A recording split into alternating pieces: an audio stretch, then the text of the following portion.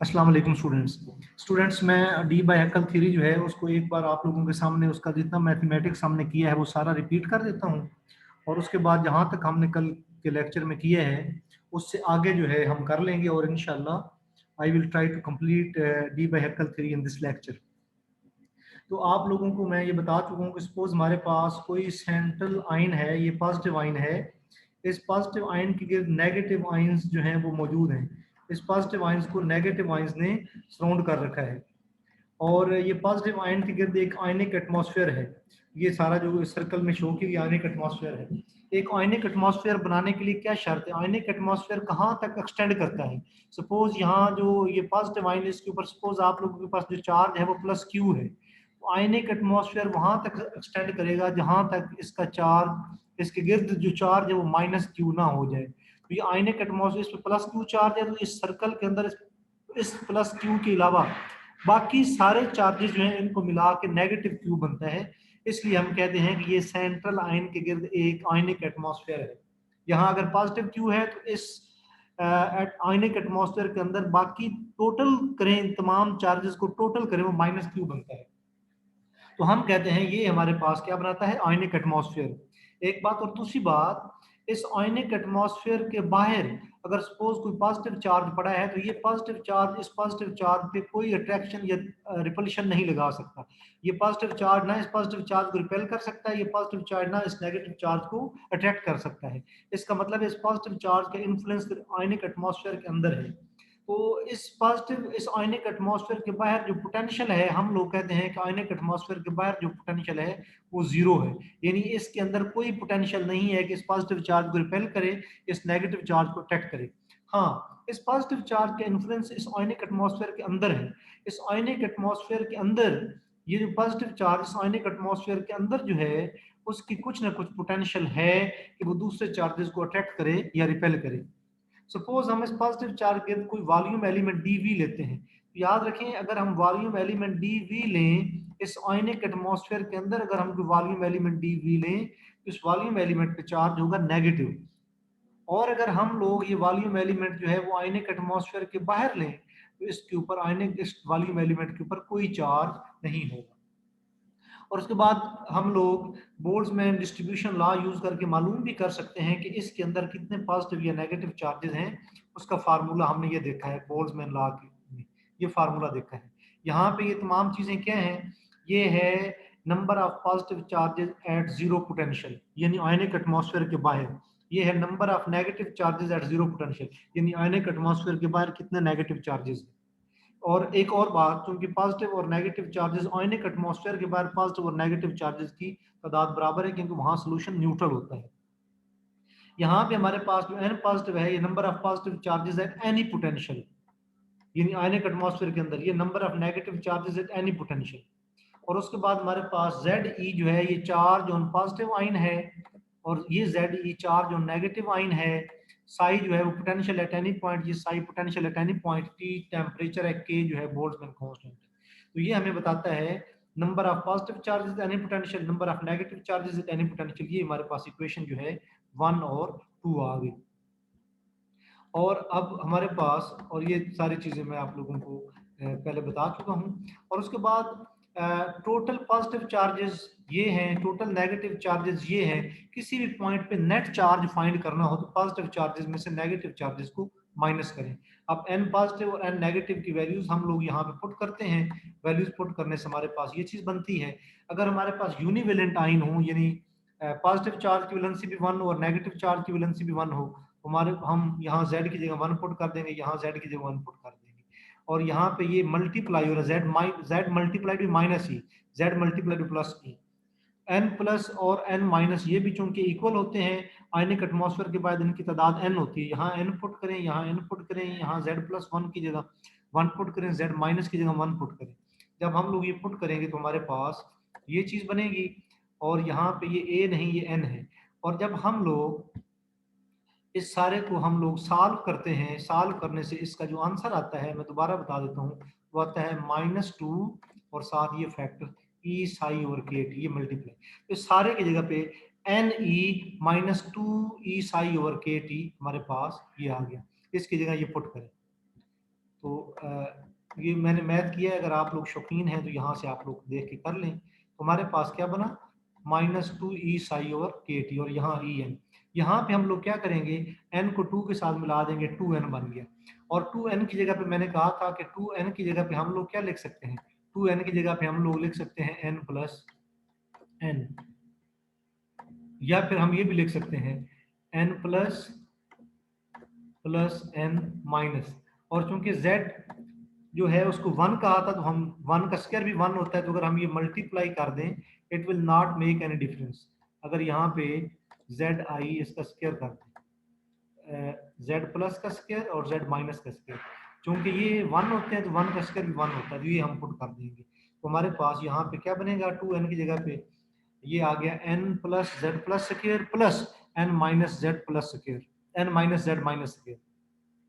ये दो आइन अगर बहुत सारे आइन हों हम लोग ये इस तरह फाइंड कर सकते हैं। मैं आप लोगों को एक यहाँ पे प्रॉब्लम देता हूँ। सपोज हमारे पास यहाँ पे सोडियम क्लोराइड है प्लस पोटाशियम ब्रोमाइड है, और मैं आप लोगों से ये कहता हूँ कि आप लोग इस फैक्टर की वैल्यू फाइंड करें। इस फैक्टर की वैल्यू हम लोग कैसे फाइंड करेंगे, हम लोग कहेंगे नंबर ऑफ सोडियम आइन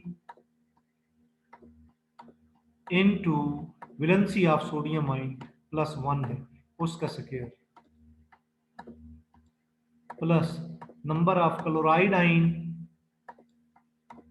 इनटू वैलेंसी ऑफ क्लोराइड आइन की वैलेंसी कितनी है -1, उसका स्क्वायर आ गया, प्लस नंबर ऑफ पोटाशियम आइन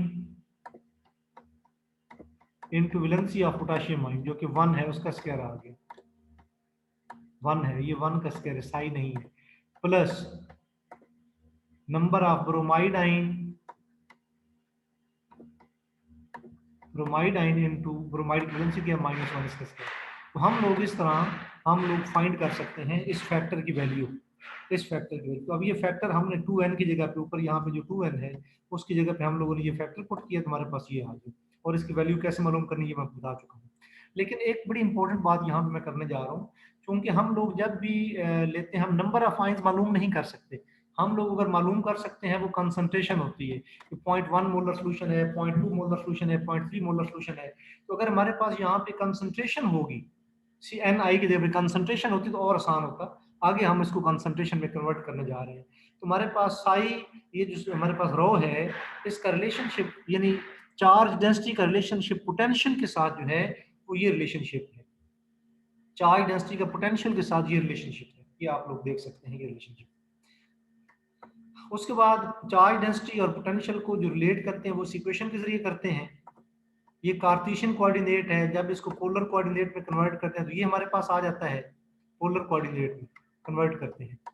और उसके बाद हम लोग चार्ज डेंसिटी की वैल्यू जो ऊपर मालूम की है वो यहाँ पे पुट की, जो चार्ज डेंसिटी की वैल्यू इक्वेशन 6 में मालूम की है वो इसको यहाँ पुट किया, हमारे पास ये बन गया। और उसके बाद यहाँ पे ये हमारे पास, इसको हम कहते हैं के स्क्वायर, साई के अलावा, कीप इन माइंड साई के अलावा बाकी तमाम चीज़ों को के स्क्वायर की इक्वल पुट करेंगे। हमारे पास यहाँ पे के स्क्वायर जो है, साई के अलावा तमाम चीज़ों के स्क्वायर पुट के साई निकाल के बाकी तमाम चीज़ें मिलाएं तो ये बन गया के स्क्वायर। यहाँ पे के स्क्वायर रूट ले लें तो के इज इक्वल टू दिस। याद रखें यहाँ पे ये जो के है, ये जो के का जो भी आंसर है उसका जो रेसिप्रोकल है वो आयनिक एटमॉस्फेयर की थिकनेस होती है। पॉजिटिव आयन के गिर्द नेगेटिव आयन कहाँ तक पहुँचते हैं, पॉजिटिव आयन के गिर्द नेगेटिव आयन कहाँ तक पहुँचते हैं, ये आयनिक एटमॉस्फेयर की थिकनेस है। कितने नैनोमीटर तक पॉजिटिव आयन का असर है, ये आयनिक एटमॉस्फेयर की थिकनेस है। और ये मालूम की जा सकती है अगर ये तमाम चीज़ें यहाँ पे पुट करें। ये चीज़ें बड़ी आसान है। पाई 3.14 होता है, ई जो है 1.6 × 10⁻19 कूलम होता है। डाई इलेक्ट्रिक कांस्टेंट जो है वो हर सॉल्वेंट का मुख्तलिफ होता है। वाटर के लिए 78.6 इसकी वैल्यू होती है। तो उसके बाद के बोल्ट्जमैन कांस्टेंट, इसकी वैल्यू 1.23 10 टू माइनस, वो आप लोग देख सकते हैं। टी जो है वो एब्सोल्यूट टेम्परेचर है, टेम्परेचर पुट करें। उसके बाद एन आई और जेड आई, वो हमें आइंस का पता होगा। हम लोग किसी भी आयनिक एटमॉस्फेयर की थिकनेस जो है फाइंड कर सकते हैं कि एक वैल्यू, इन वैल्यूज को पुट करने से के की वैल्यू फाइंड की, उसका रेसिप्रोकल ले लिया, वो आयनिक एटमॉस्फेयर की थिकनेस आ गई। मैंने आप लोगों से कहा था कि आप लोगों की असाइनमेंट है, उम्मीद है आप लोगों ने कर ली होगी, कि जब हम लोग वन जो के है, पहले के, इन तमाम चीज़ों को यूनिट पुट करें और उनको एक दूसरे के साथ कैंसिल करेंगे तो आपके पास के एक यूनिट माइनस मीटर इनवर्स बनेंगे और 1/k एक यूनिट मीटर बनेंगे। यानी आयनिक एटमॉस्फेयर की थिकनेस जो है वो मीटर में उसके यूनिट होंगे, नैनोमीटर हो सकते हैं, पिकोमीटर हो सकते हैं। उसके बाद ये जो अब हम लोगों ने ये जो केस के साई, इस इक्वेशन को सॉल्व करने से, हमने सोल्यूशन नहीं करना, इस इक्वेशन को सॉल्व करने से हमारे पास जो सोल्यूशन आता है वो हमारे पास ये आता है, ये मैथमेटिक्स अगेन ये सोल्यूशन आता है, ए ई रेज पर minus k r over r plus B e raise पर के आर ओवर आर। अब हम लोग इन कांस्टेंट की वैल्यूज फाइंड करेंगे।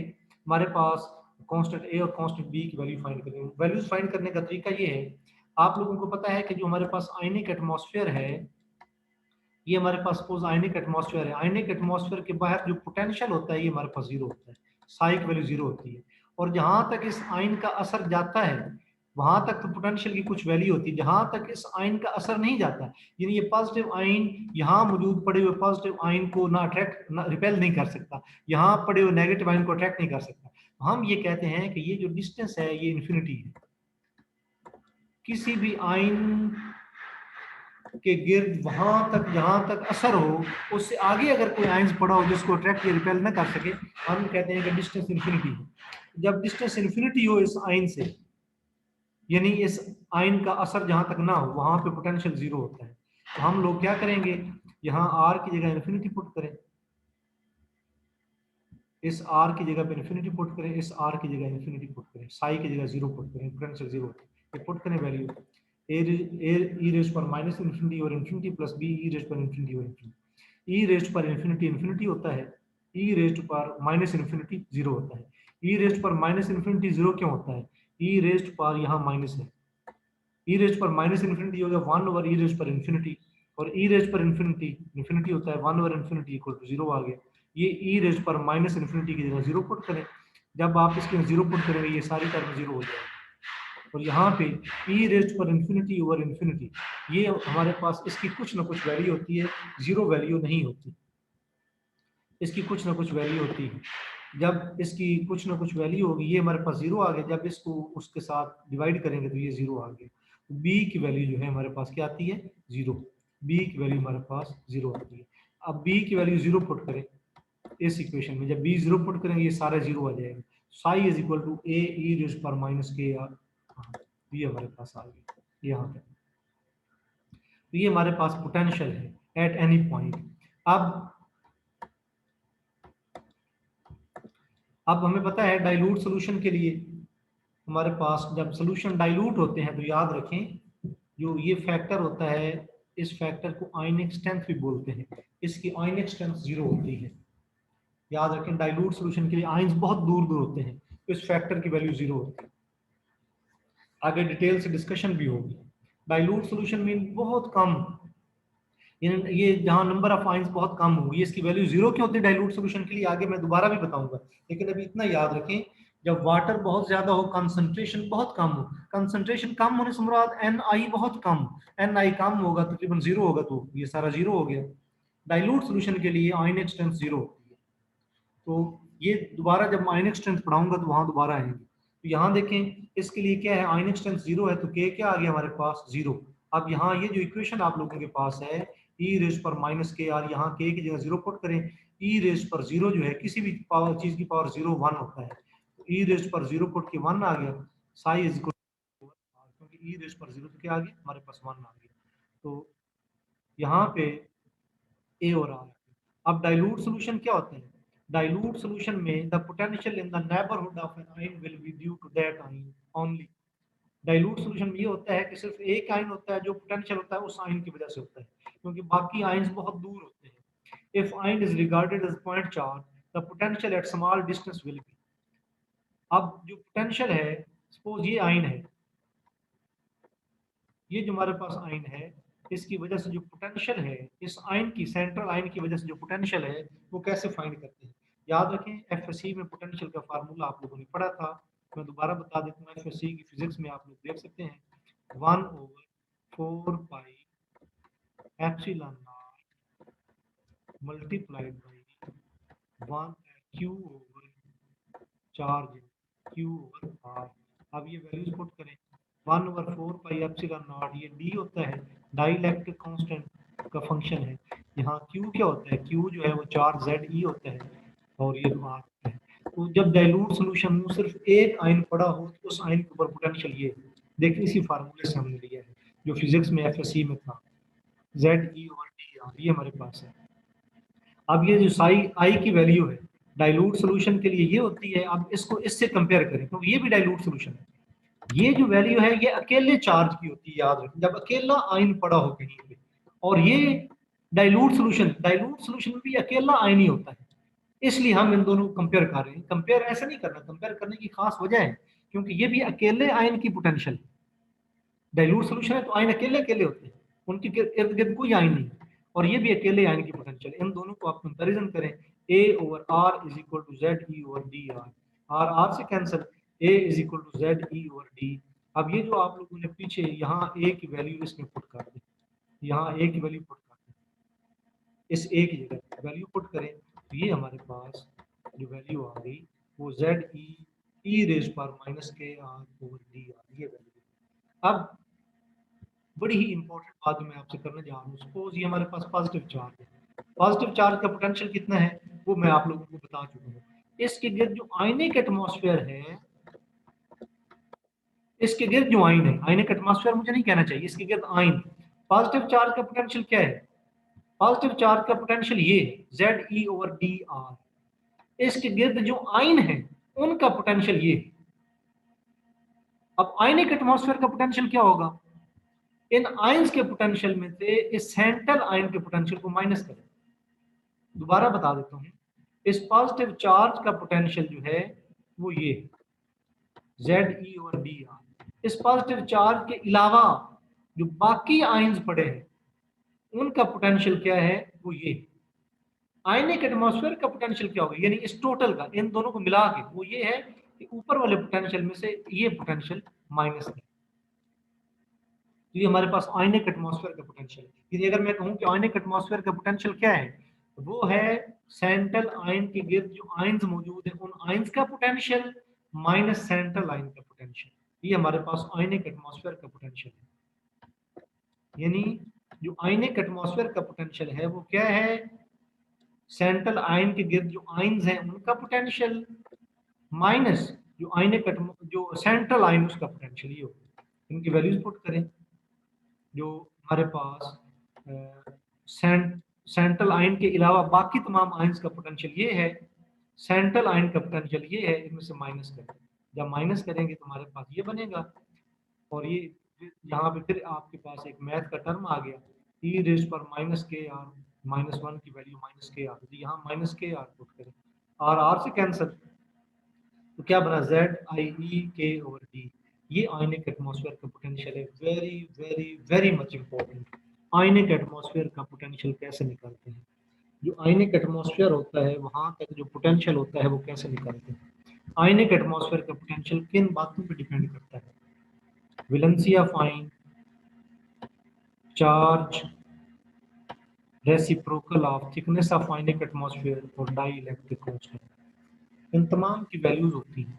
आयनिक एटमॉस्फेयर की थिकनेस फाइंड कर सकते हैं, जो जिस चार्ज की बात कर रहे हैं उसकी वैलेंसी का हमें खुद पता है, उसकी वैलेंसी क्या है। ये ई जो है 1.6 × 10⁻19 होता है। डी जो है ये डाई इलेक्ट्रिक कांस्टेंट है, डाई इलेक्ट्रिक कांस्टेंट की वैल्यू जो है वो पानी के लिए 78.6 होती है। तो हम लोग ये पोटेंशियल की वैल्यू फाइंड कर सकते हैं कि आयनिक एटमॉस्फेयर का पोटेंशियल क्या है। आयनिक एटमॉस्फेयर का पोटेंशियल एक तो हमने ये फाइंड किया, ये कैसे हमने फाइंड किया है, सेंट्रल आयन का पोटेंशियल जो कि ये है ZIE/dr। सेंट्रल आयन के अलावा बाकी आयंस का पोटेंशियल ये है। बाकी आयंस के पोटेंशियल में से सेंट्रल आयन के पोटेंशियल को माइनस किया तो आयनिक एटमॉस्फेयर का पोटेंशियल आ गया, उसका फार्मूला हमने फाइंड कर लिया। ये हमारे पास आ गया। दूसरा मेथड क्या है पोटेंशियल फाइंड करने का, पोटेंशियल फाइंड करने का फार्मूला मैं अभी आप लोगों को बता रहा था जो एफएससी में आप लोगों ने किया है। पोटेंशियल फाइंड करने का फार्मूला जो एफएससी में आप लोगों ने पढ़ा है वो हमारे पास होता है 1/4 pi epsilon naught multiplied by 1/r। Q over ये क्यू ओवर। अब अगर आयनिक एटमॉस्फेयर का पोटेंशियल फाइंड करना है तो यहाँ आयनिक एटमॉस्फेयर का चार्ज लिख दें 1/4 पाई एप्सिलॉन नॉट, ये dielectric constant of the medium है। अब आयनिक एटमॉस्फेयर का चार्ज क्या है, सेंट्रल आयन पे क्या चार्ज होते हैं प्लस क्यू, आयनिक एटमॉस्फेयर पे क्या चार्ज होगा माइनस क्यू, और माइनस क्यू क्या होता है माइनस जेड ई, ये अभी हम पहले हम देख चुके हैं। वैलेंसी और चार्ज का जो प्रोडक्ट ये आ गया। आप क्योंकि हम आयनिक एटमॉस्फेयर का चार्ज फाइंड करना चाहते हैं तो माइनस जेड ई, तो ये माइनस जेड ई पुट करें तो बन गया। और आर क्या है, आयनिक एटमॉस्फेयर की थिकनेस क्या है 1/k। मैं आपको पहले बता चुका हूँ कि जो आयनिक एटमॉस्फेयर की थिकनेस है वो k का रेसिप्रोकल है 1/k है, ये वैल्यू पुट करें जेड ई और 1/k। ये हमारे पास आयनिक एटमॉस्फेयर मालूम करने, आयनिक एटमॉस्फेयर का फार्मूला मालूम करने का अल्टरनेटिव मेथड हो गया। पहले भी यही आया है हमारे पास, ये देखिए मैंने जेड आई ई के और डी, और यहाँ भी हमारे पास यही आया है ये आयनिक एटमॉस्फेयर।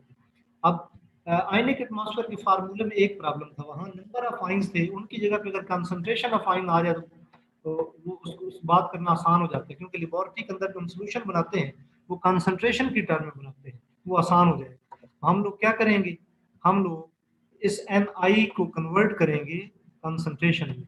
क्या फार्मूला है, ये फार्मूला है नंबर ऑफ आइंस का, C I multiplied by Avogadro number divided by 1000।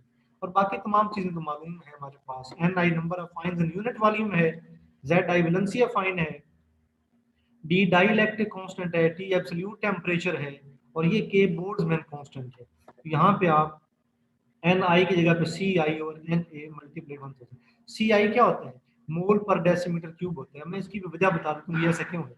ये सी आई होता है मोल पर डेसीमीटर क्यूब, मोल पर डेसीमीटर क्यूब, मोल पर डेसीमीटर क्यूब। और ये हमारे पास एन ए क्या होता है, ये हमारे पास एवोगैड्रो नंबर है 6.02। तो ये डेसीमीटर क्यूब के अंदर ये कंसंट्रेशन ऑफ आयन इन मोल पर डेसीमीटर क्यूब है, और हमारे पास जो एवोगैड्रो नंबर है वो ये है। आप लोग यहाँ एन आई की जगह पे ये वैल्यू पुट करें, C I multiplied by N over 1000, तो ये 1000 इसके साथ मिला दें आप, और बाकी आ गया सी आई जेड आई स्क्वायर। अब इसका जो स्क्वायर रूट है ये 1/2 होता है। जब आप लोग इसको रेसिप्रोकल लेंगे, उल्टाएंगे, 1/k जो नीचे चीजें ऊपर चली जाएंगी, ऊपर वाली चीजें क्या आ जाएंगी, नीचे आ जाएंगी 1/k। हाँ ये अब यूनिट्स, ये सारी चीजें आ गई हमारे पास। अगर k जो है वो बोल्ट्जमैन कांस्टेंट की वैल्यू ये है, जो चार्ज है उसकी वैल्यू ई एस यू में ये है, ये हमने यूनिट यूज की है। नंबर ऑफ जो मॉलिक्यूल्स n है वो ये है, तो 1/k जो है, और उसको इन तमाम वैल्यूज को पुट करने से हमारे पास ये आ गया।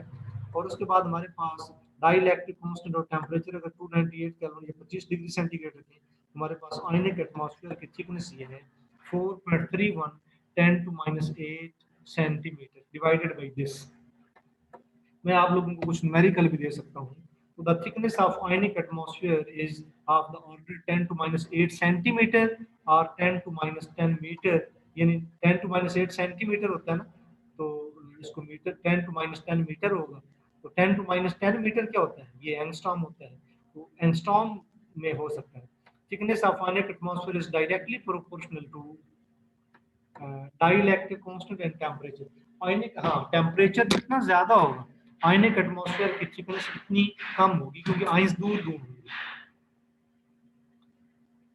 Thickness of ionic atmosphere is directly proportional to, हाँ आयनिक एटमॉस्फेयर की थिकनेस इतनी ज्यादा होगी टेम्परेचर जितना ज्यादा होगा, यानी टेम्परेचर ज्यादा होगा तो थिकनेस ज्यादा होगी, क्योंकि आइंस जो है वो दूर दूर हो जाएंगे।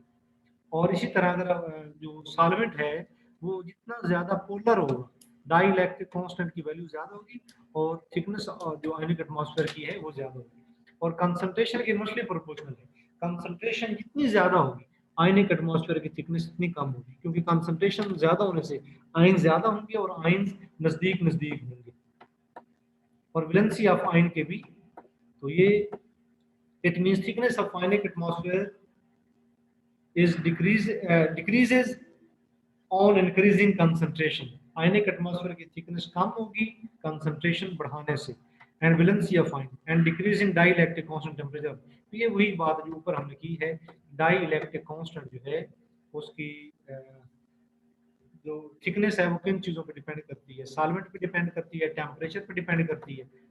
सॉल्वेंट और टेम्परेचर के, देखें सॉल्वेंट की पोलैरिटी के और टेम्परेचर के डायरेक्टली प्रोपोर्शनल है, कंसंट्रेशन और वैलेंसी के इनवर्सली प्रोपोर्शनल। ये और उसके बाद आयनिक एटमॉस्फेयर जो है उसके ऊपर आप लोगों के पास जो वैल्यू होती है साई की, वो हमने मालूम की आयनिक एटमॉस्फेयर के लिए जो पोटेंशियल उसकी वैल्यू क्या होती है आयनिक एटमॉस्फेयर के लिए।